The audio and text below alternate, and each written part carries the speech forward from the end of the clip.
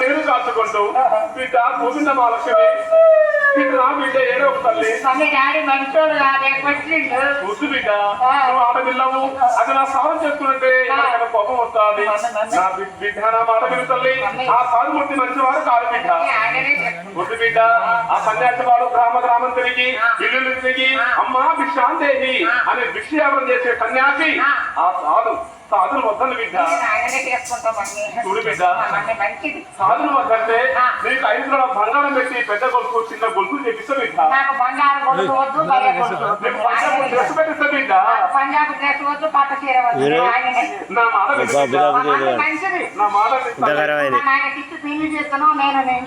చేయకపోతే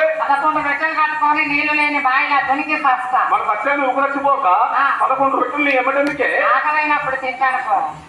బాగా దొరికి తింటావు అని ఆ గోవింద మన చెట్ల చెప్పినా కానీ సాధు సాధు సాధు అంటున్నది ఇప్పటికైనా భక్తులారా ఆ చెట్టుగా అనుకున్నది నా బిడ్డ వద్దు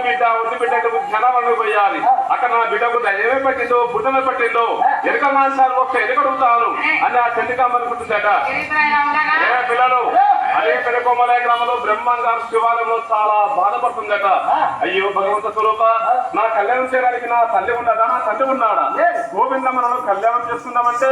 బ్రహ్మంగారు ఒక అచ్చగాడు బిచ్చగాడు అంటున్నారు మరి నా మయవేలికి ఎలా చూపించాలి నా మయవేలికి ఎలా తెలుస్తుంది అని వీర బ్రహ్మంగారు చింత కాంతలే కూర్చున్నాడు శివాలయం లోపల అరే బాబు అదే పెదకొమ్మలే గ్రామంలో ఏం జరుగుతున్నదయ్యా పెదకొమ్మలయ గ్రామంలోన శివాలయములోన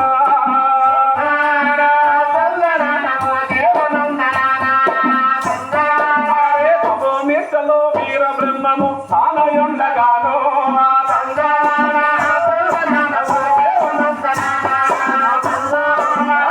గ్రామములో వ్యక్తి బాలుడు అతమైపోయిందో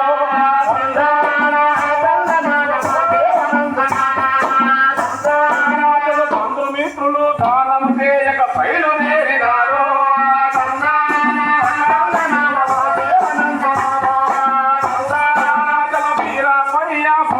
గుడి ముందుకు వచ్చినారో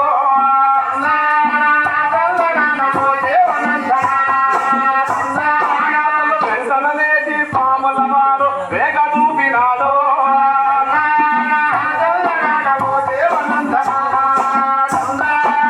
పతికిన తెచ్చిన కాటికి తెచ్చిన కఠినాత్ములు మీరు